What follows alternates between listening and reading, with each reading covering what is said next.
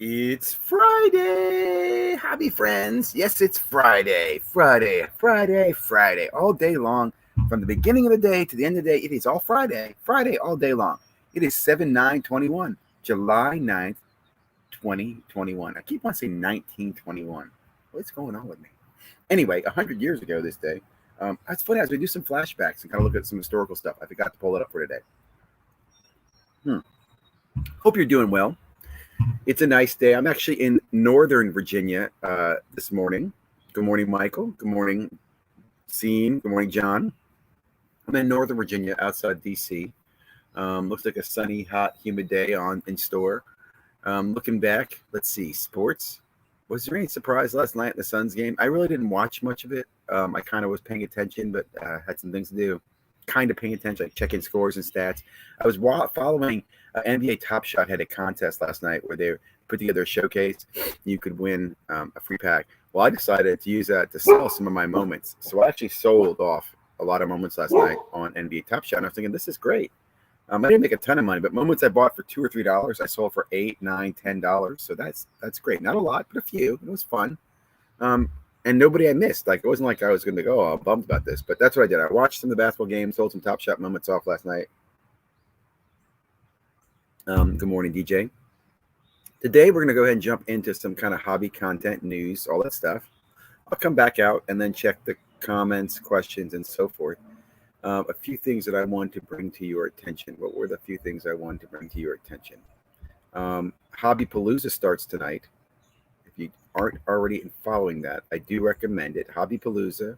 Let me see if I can share the screen. That'd be helpful, Ziggy. Let's try that. Boom. Hobby Palooza starts tonight. Is the time listed yet? I don't think so. I don't know what time this is kicking off, nor do I know which channel, but I will find out and probably post something later today. Subscribe to Bench Clear Media. It's probably the Bench Clear channel or channel, but kickoff is today. Time's not listed, but the rest of the agenda is Hobby Hotline, Personal Finance Stats, Giovanni Refractors, Up North Collectors, Sports Cards Live, Diamond Yard Sports Cards, Ray from Philly, Breaker Culture, Ziggy No, Boom Boom Boom. That's 6 p.m. Central, 7 o'clock for those in the local East Coast time zone. Bowman 53 afterwards, Cardboard Podcast, Myco, Bench Clear After Party. I'm deciding whether or not I'm going to do anything Saturday night. I don't know. We'll see. I'm definitely going to do something Sunday night because I normally do my Sunday night show at 9. I'm pushing that back to 10. Pepino Man, Victor, Card Cutter, Behind the Numbers, Baseball Collector, Reindeer Studios, Breakout Cards, Surprise, Sports Card Nation Special Edition, Breaker Culture, Filmington, and Bench Clear Wrap Up. So pretty busy weekend of just plenty of Hobby Palooza content. Super excited, looking forward to it. Hope you guys will check in and see what's going on. I'm working with another collaborator, content creator, on a really cool series episode for tomorrow. Should I talk about it today? No, I'm going to surprise you tomorrow. So you check in at 7 o'clock Eastern, 6 o'clock Central. Okay, next thing. Found some cool stories today. This was a cool one. $871 million worth of sports cards sold on eBay in Q1. Wow.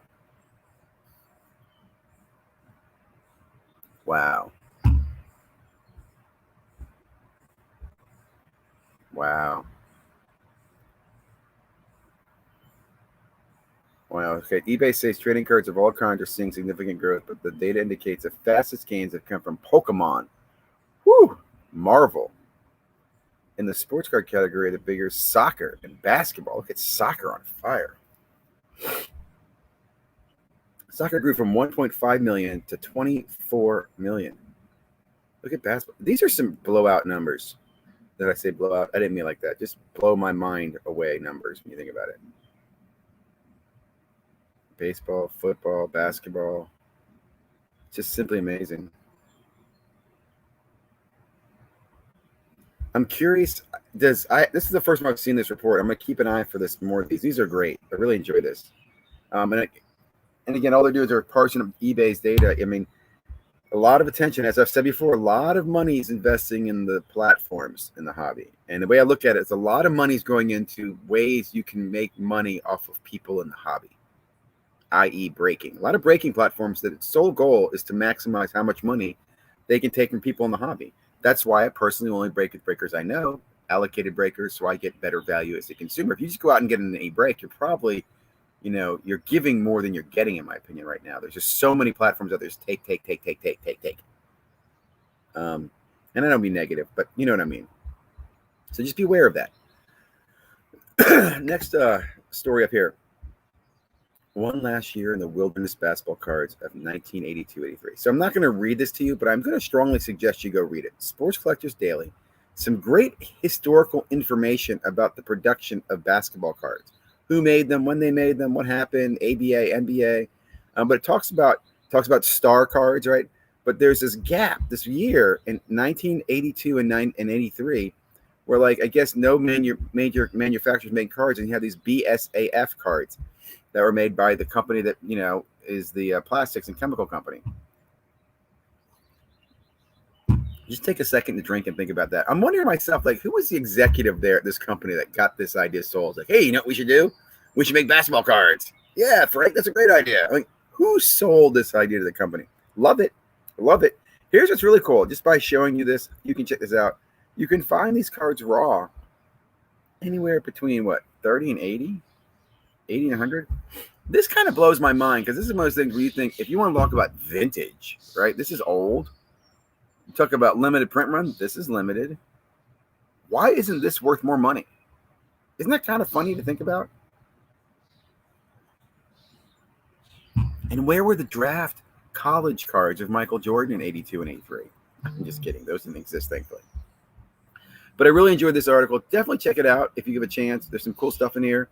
Cool information, great breakdown, great story, and again, you just learn some history of the cards. So I'm not going to read it to you, but I do recommend it. Next up, do I want to show market movers? Just show market movers. I think I show it every day, but again, I'm just really showing you these top cards. There's been nothing revolutionary, in my opinion. This shocks me that Giannis is down again to 1,500. I mean, he's playing out of his mind last night. 42 points, I think.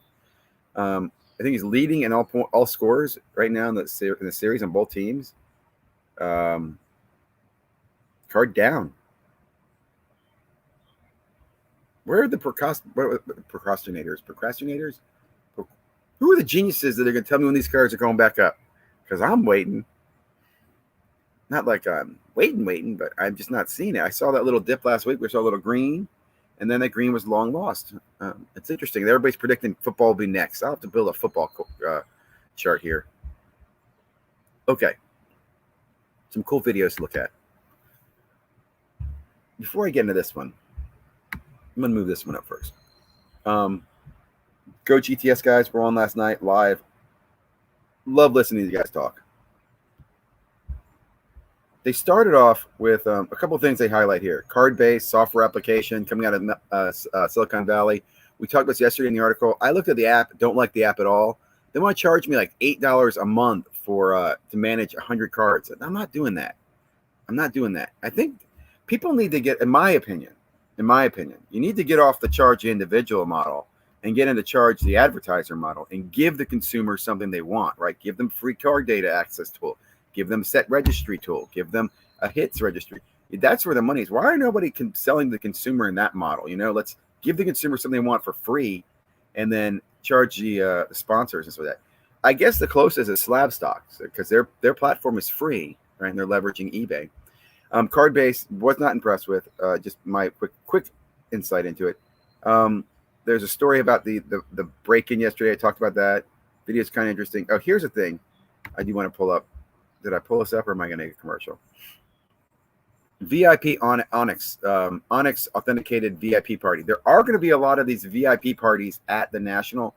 In my opinion, I don't know why more content creators aren't talking about this. This is why you go to the freaking National, dude. I mean, I know it's nice to meet your friends. That's great. But in my opinion, you don't go to National to buy and sell cards, man. You go to these VIP events. These are what are awesome. I've not been to any. I'll be quite honest with you. I've had friends who went. I went in 2016 and almost got into the Panini party. I didn't. A friend of mine got in there, and next day they showed me everything. The Panini party is off the hook. Now, my understanding is I don't believe there is a Panini VIP party. Those tickets are around $3,000 a piece. And I understand that Disney can give those away, and so that's how you get them. But This is the first one I've heard about. The second one I'll tell you about is Southern Hobby, I believe it is doing a VIP party on Friday. I had 2 tickets that I got through a contest on Beckett Media.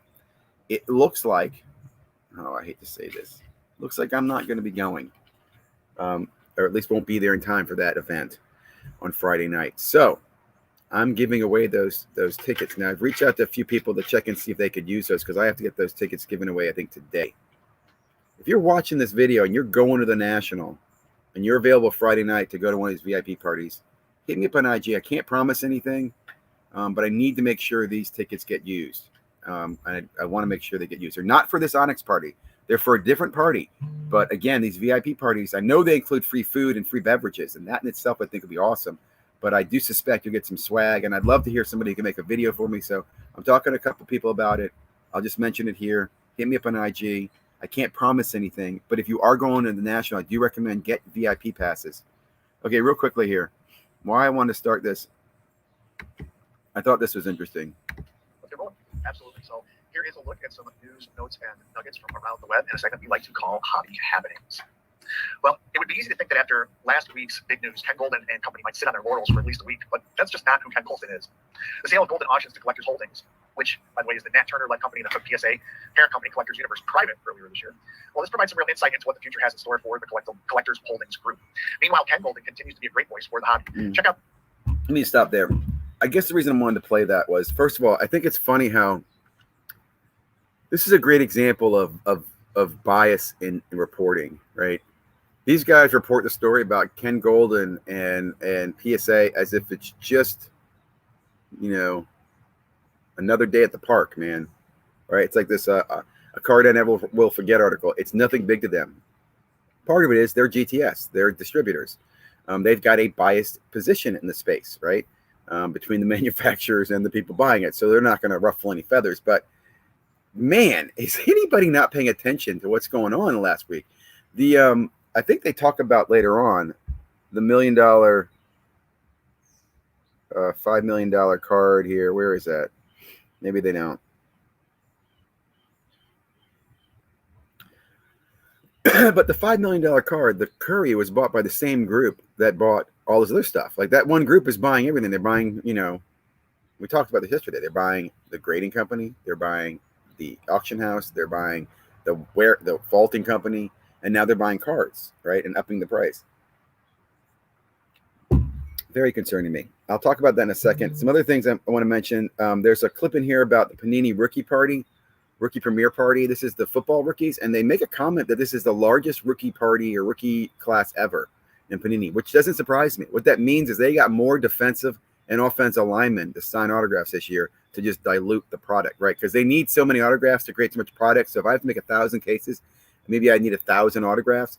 Well, now by adding more junk players to the list, they can make more cases. So that's to me, yellow flag. That's not like a great thing when they talk about, oh, we have a lot more rookies this year. Because I watched the draft. It wasn't like you added 5 more quarterbacks to the first round draft. You just added a bunch of defensive players and offensive linemen to the autograph signing party. So I understand that because here's another thing. No one is talking about Ken Golden saying that Panini's shopping themselves around. I'm really surprised no one else is talking about that. I mean, he came out and said that, and I also have to assume that he probably got his hand slapped for saying that. Although he's not under NDA, someone's like, Ken, dude, you can't talk about that. What were you drinking? Ken I kind of like more now because I kind of think of him as like a loose cannon. He's one of those cavalier guys who did everything his own way because it's his company, and now he's under somebody else's rule, and now he's got to do it their way. So I'm going to enjoy watching Ken. I'm going to, Ken, keep telling us more. Anyway, good stuff here on Hobby Happenings. Nothing that really blew my mind away. They talk a little about the investor card, Coinbase stuff, or coin whatever, card base I mentioned. I'll pop out of that. I want to go over here and talk about this one. Now, this is one that I think is pretty interesting. This is Extreme Card Breaks.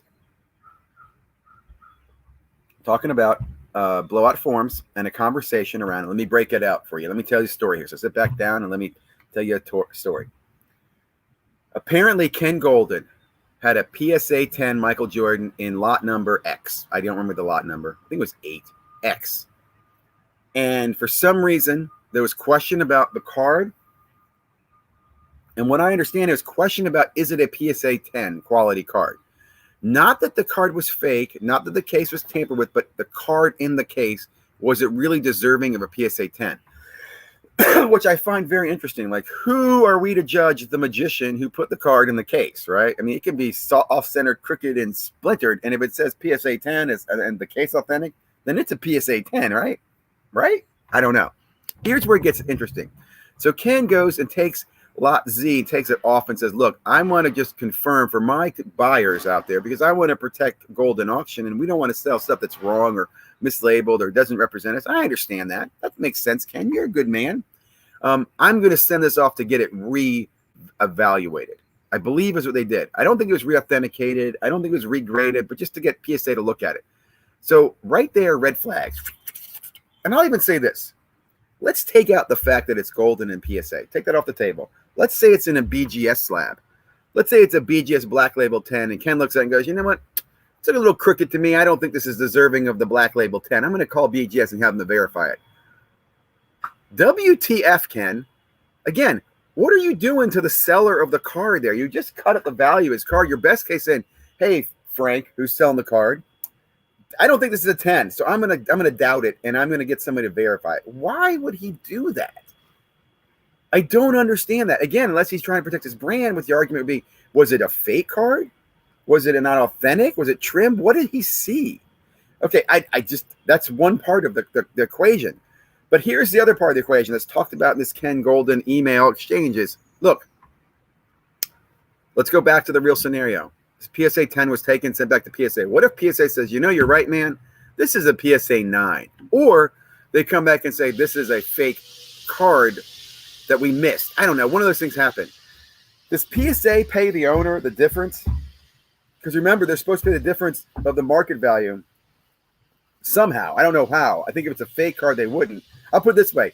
In my opinion, the seller of this card is getting waxed. He's not going to get market value for that card now. He's got all this scrutiny in his back pocket about where it come from, what's wrong with it. PSA is going to evaluate it. Best case is PSA comes back and says it's a 10. Great. Then he gets it sold as a 10 after, a couple of weeks. Worst case, they come back and say it's a 9 or an 8. I just don't understand why this is even happening. Ken, why did you do this? And I'll just say this. I think it's a conflict of interest with him and PSA. And I'll put it this way. I think the word I'm looking for is like, don't you have some fiduciary responsibility to the overall company, right? So, for example, you're working at Ken Golding, and let's just say, I'm giving you a total hypothetical here. What if he got a tip that says, hey, Ken, lot number Z is a fake card that someone got through your team. I'm warning you. I don't want you guys to get caught selling a fake card, Ken, so you got to get that off your lot. Maybe you got some legit inside information. So he wants to protect Golden. He's like, yeah, I'm going to go over and protect him, taking this card lot. Well, is he throwing PSA under the bus? Did they maybe grade a fake card? I don't even know. But you see what I'm saying? There's all these things here that in my mind shouldn't exist because these companies shouldn't be together. In fact, I think it was Cards and Comics or Comics and Cards made a comment yesterday. Really great video. Back in the early 2000s, PSA tried to buy an auction house, and it was frowned upon in the hobby and the community, and it didn't happen, right? And I think the reason was because the voices in the hobby at that time were louder than they are today. Today, the voice of the hobby is a bunch of hype people, right? Who don't understand the hobby, or new people of the hobby. It's the masses. It's not the educated. It's not, and I don't mean that in the wrong way, but it's not the experienced hobbyist people. So their voices are getting drowned. So 17 years later, or 18 years later, PSA does what they wanted to do, almost 20 years ago. They buy the auction house. I just don't see it. And again, here's another thing to point out, guys. Why does PSA or BGS or any of these grading companies exist? Because before they existed, guys like Frank were trying to sell cards in auction houses for great amounts of money. And the auction houses had to be concerned about fakes and counterfeits and frauds, right? Because that stuff was happening. People were being criminals, right? So grading companies came out and said, we will authenticate, and we will say this is a value card. We will guarantee it, and we'll back it up and all this stuff, right? That's the purpose of the graders. They were the trusted third party. As soon as a trusted third party is acquired by the guy selling the card, am I missing something? And again, no one is talking about this in the hobby. Everybody's just kind of gone on, which I said a few weeks ago. People are going to move on because it's business as usual. No one's going to pay attention. Wait for Panini to get bought by these guys, or Panini and Topps. There'll be something bigger that will happen. People go, oh yeah. I'll just say it again. This is the most unregulated Wild West marketplace in the world right now. I think the only other marketplace that's worse is is illegal drugs, and even they have regulations, right? Like the bosses or whatever. Like this is an unregulated Wild West. Hopefully that made some sense. But this is a good video, coupling that with the kind of what's going on and people not really addressing it. And my dog just jumped in the pool again. Sandy, she thinks it's her personal pool here. Okay, what else did I want? Don't shake on me, Sandy. Do not do that. Do not do that. Oh, you hear that? You guys hear that? That was Sandy shaking on me. Anything else I want to bring to your attention? Not really. I think that was really the main things to talk about today. I will say on the NFT front, today, I'm still sharing, right? Today is, if you go to Panini's website and you click right here, and you click it through, you're going to see this right here. Coming soon, NFT blockchain packs. Base cards, 3 for $10. I'm calling cap on Panini. Capping you, baby. I don't think they're dropping any more Panini Prism Pack base packs. I think they're out of them. I do. If I go here to the blockchain page, which is where they would show the packs, normally the day of, which should be selling in about 3 hours if they are selling today, because they sell at 11 o'clock, and it is about 10:30. They're not there. And I said this earlier. They say I have 3 of the challenge cards. It's I said this before. If I go over here, Panini has not dropped base packs since the 28th. They didn't drop base packs on the 5th.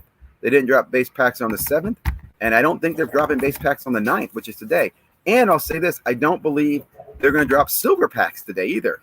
We complained on Friday because these silver packs sat on the marketplace all day long. But I think they actually sold them all out. And at $49 a pop, I think that's pricey. But I also think a lot of things are pricey when you're in it, right? I think 6 months from now, those might look like discounts. We will see. So today being the 9th, I'm calling for no pack to be dropped. I suspect no pack. And then Monday, we've got the high voltage packs, which I believe there's 24 athletes. So there should be 12,000 of these packs available. A little bit more than the net marbles. I'm not as excited about the voltage packs. The circle packs, I'm excited about those. Those will be about 30,000 of those. And flash pack coming the week after. So anyway, just thought I'd share that. Oh, on NBA Top Shot, today is pack drops. Next pack drop today. Pretty cool, hey? Hey. Okay, I'm gonna drop out of this, go back to chat, and see what's going on around the hobby this morning. We'll say good morning, everybody. Good morning, John. Good morning, Seam. I can't call you Seam. I don't know why. Good morning, Michael. Good morning, DJ. Today may be the day for 3 submission completions. PSA. Oh, very nice. Very nice. Good luck, man. I haven't had any submissions come back recently. Got a few out that I'm still waiting on. 11 a.m. it starts. You think? Are we talking about the Panini packs? Or are we talking about something else? Question, what's your take on Luminance? Dropping Panini this morning. Not a fan. Not a fan of Luminance. It's a college, still unique product. The first pro product will be the Elite Donruss, which comes out, I believe, next week. And even that, I'm not a big fan of. I did notice, by the way, the Elite first off the line yesterday was at $233 a box. The floor was $200. I didn't see if it hit the floor or not. But the fact that the first off the line, the Elite, went down to $233 before I stopped tracking, I think is interesting. That's showing that there's some softness in this market. People aren't just buying up all the product. I really think there's a lot of product in inventory right now, a lot of it, because people have been hoarding it from last year. New products have been coming out in more masses than before. So I think you're going to start seeing products dip. In fact, I'll put together another forecast video. I think I was pretty accurate on my last forecast video, my last 2 forecast videos. I think the market's going to see more rockiness over the next 6 months. I don't think it's going to be bad, but I think it's going to be rocky road, right? Ups and downs, opportunities, but there will be more correction in behavior. I'll put it that way. Good morning, Costa Rica. Good Good morning, Matthew. Good to see you, man. Thanks, guys, for being here. I appreciate that. Hope you have a great Friday, great weekend. Like I said, Hobbypalooza starts tonight. I will be on Hobbypalooza tomorrow night, and I will be live Sunday night with my little talk show there. And I got to connect on some people with some things. Good morning, dude. Your interest is your internet is. Oh, good. I'm glad to hear that because I'm at my dad's house and I've had some challenges. Lots of Coke fuel deals in the early 80s. What are you talking about, man? Panini NFT is a joke. I just had luck with drafts, but still terrible story. You know, I'm going to say this. I'm not in it for an investment or to make money off it. I'm going to do the month of July. I focused on it. I've even tell you this. I've even decided I'm not going to go after the Luka Challenge. I'm going to sell off my marbles. I'm just going to keep the ones that I like, and I'm just going to enjoy this month with it. It gives me an easy way to control budget, right? Because I can see it. I don't have to deal with stuff. So I'm just going to run with it. I'm not telling people to do it. In fact, I love the fact that you're saying this because I hope more people think it's a joke too and stay away from the packs. Just don't buy packs, guys. Just stay away. I like them. Don't do them. Integrity is not an entirely new idea. Yeah, right? Would you rather Golden sell a card that is overgraded? Weird take. I just don't know. I just don't think he should have gotten in. That's just weird. I guess like if he does it there, would he call it a BGS Black Label? Again, I don't know. I don't have any cards that I'd ever send to Golden for auction. But if you did, if you had a big card you were going to auction, is he now more likely to get your card or less likely? You know, I just don't get it. It's a good fake PR move to alleviate all the concern with collectors buying. That's a good take, James. I'm not going to disagree with that. Right? And he's playing, look, see, I'm playing the watchdog. I'm calling out a PSA card. You're right. That's not bad. It's not, it's interesting. That's a good take, man. It's not a good take. Again, I think, I'll put it this way, all the whining voices that I have and other people out here who want to complain about, no one's paying attention. And even if they were, there's nothing that can be done. There's nothing that could change that. Like, you tell me, what could a regulator do? Like, what could the government say? Oh, stop making cards? No, they're not going to do that. No one's going to stop Panini and Topps from making it. No one's going to stop these grading companies. The only thing that would change this is you really have to have self-regulation or self-driven community regulation. It's not going to happen on its own. So it is what it is. Thanks for your insights and feedback. Thank you, DJ. Really appreciate you guys being here this morning. Let's see. Anything else to talk about this morning? I think that's it. Like I said, a lot of cool things going on this weekend with Hobbypalooza. I do hope you guys check in. I know it's a long weekend. Have a great weekend with your friends, your family. Get outside, go hiking, play with your dogs. My dog's in this water in the pool. I will try to make a dog video this weekend too. I'm at my father's house for the weekend. Got my youngest son with me. Have some family coming over. It's going to be fun, guys. Thank you again. Stay safe. Stay happy. Peace. See you on live tomorrow. Live Sunday. Live Monday. Just go live, baby. Live.